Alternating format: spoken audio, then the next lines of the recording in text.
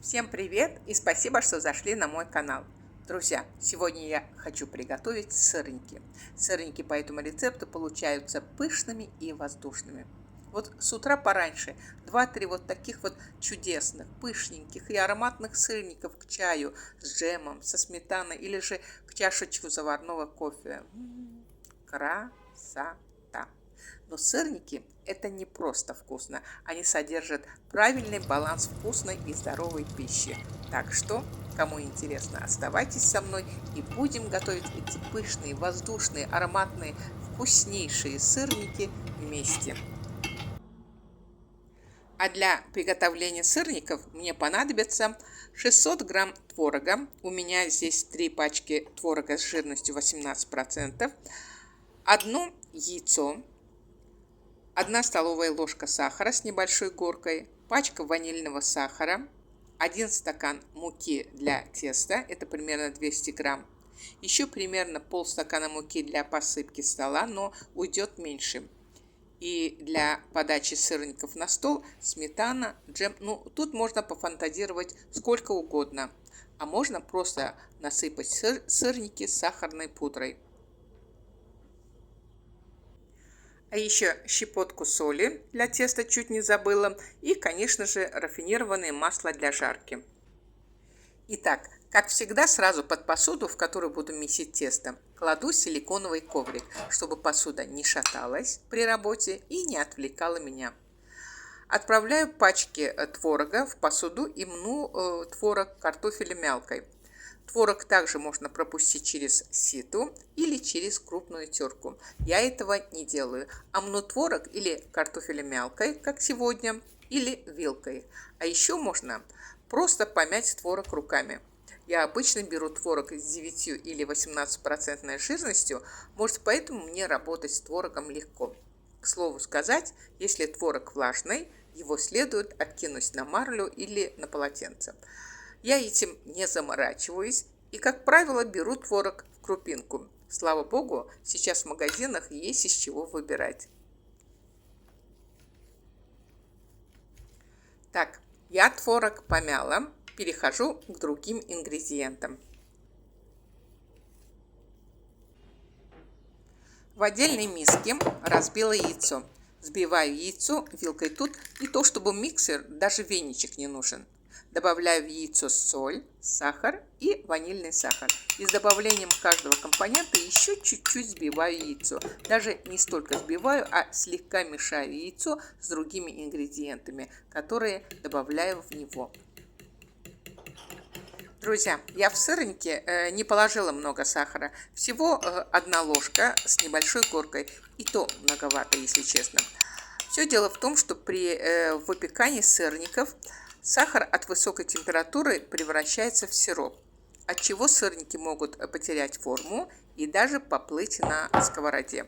Лучше положить в сырники небольшое количество сахара, а при подаче на стол насыпать их сахарной пудрой. А еще можно подать к сырникам варенье или джем, как вариант.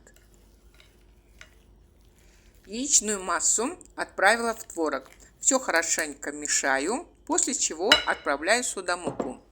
Муку кладу в 2 этапа и обязательно просеиваю, так как просеянная перед выпечкой мука обогащается кислородом, благодаря чему выпечка получается более воздушной. К слову, хочу отметить, что так как я сегодня использую творог с достаточно большой жирностью, я кладу в сырники целый стакан муки. Если по той или иной причине вы используете творог с не очень большой жирностью, например, с 9 или даже с 5% жирностью, то на такое количество творога муку можно положить 2/3 стакана.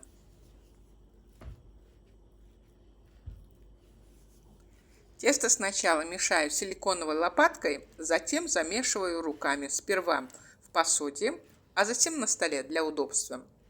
Тесто вначале получится немного липким, и, возможно, работать с ним будет достаточно тяжело, но не стоит забивать его мукой. Тесто долго месить не надо. Как только все компоненты помешались, то все, тесто готово. Тесто раскатываю в колбасу, хорошенько подпыляю рабочую поверхность, а также разделочную доску.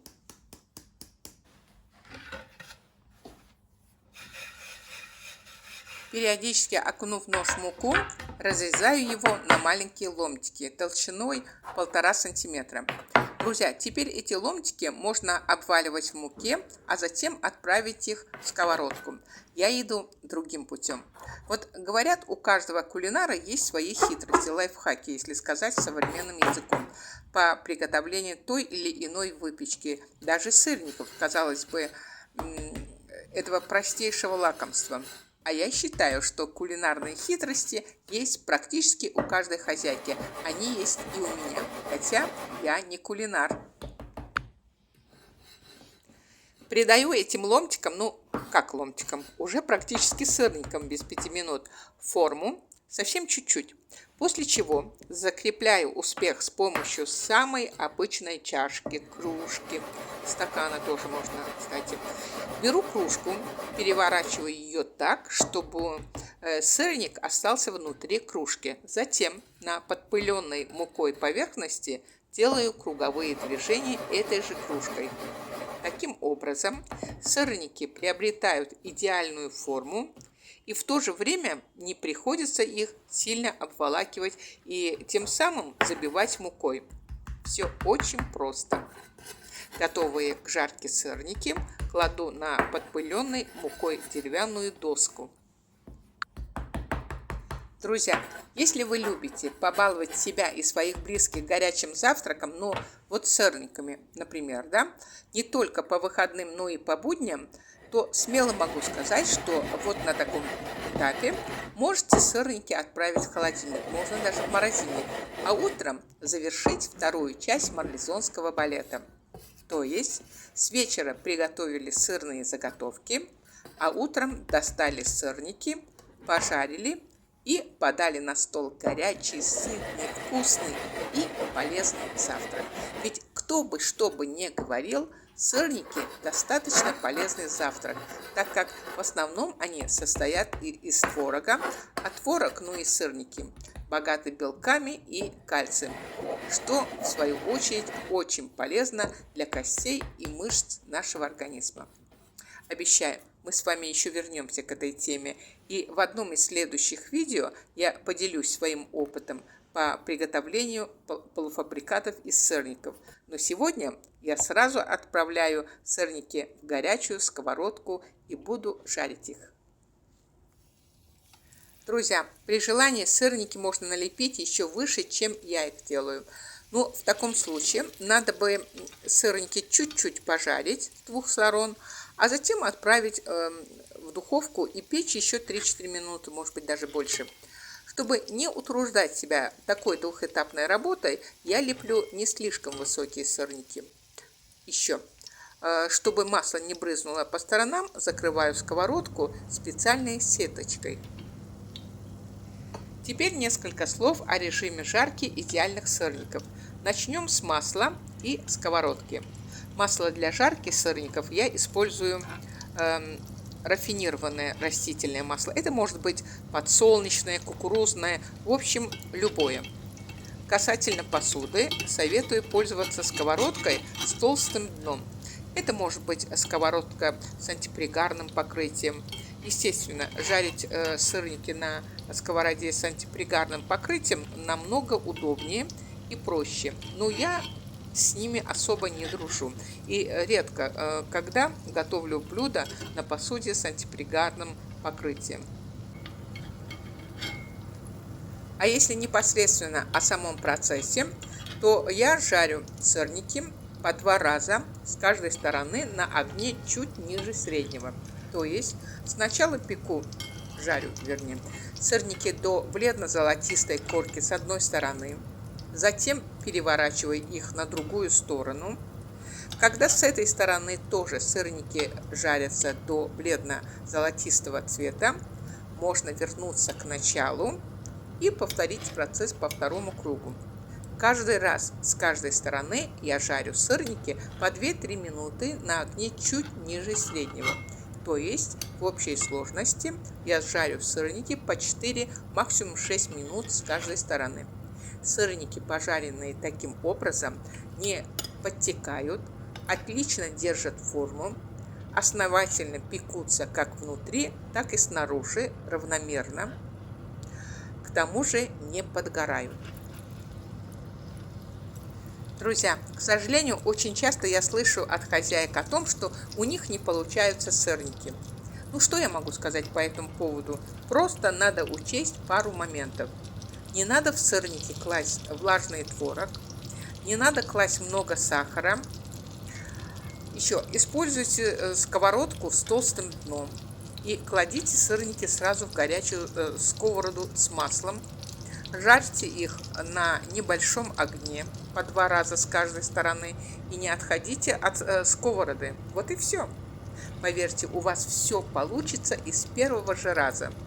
Просто идите пошагово. Желаю всем удачной выпечки и приятного аппетита. А мы сегодня приближаемся к финишной прямой. Ну что, вуаля! Самые идеальные сырники готовы. Друзья, обязательно приготовьте такую пышную и воздушную вкуснятину для себя и для своих близких. Ведь ничто не заменит домашнюю кухню. Вот такая вот красота и вкуснятина у нас сегодня получилась. Прошу всех к столу. Дорогие мои подписчики и гости моего канала, я благодарю всех за просмотр и очень надеюсь, что мое видео понравилось вам. И если это так, не забудьте ставить лайк этому видео. Гостей приглашаю подписаться на мой канал и нажать на колокольчик, чтобы не пропустить новые полезные и практичные в приготовлении вкусняшки от Вуаля Ас. А напоследок предлагаю посмотреть еще один видеорецепт сырников. Этот рецепт на скорую руку. Возможно, кто-то из вас назовет этот рецепт «ленивые сырники». Посмотрите и решите, какой рецепт вам подходит больше всего. Я пока прощаюсь с вами, но ненадолго. Жду вас на своем канале. Я и рада, всегда вам рада. Пока-пока и до новых встреч!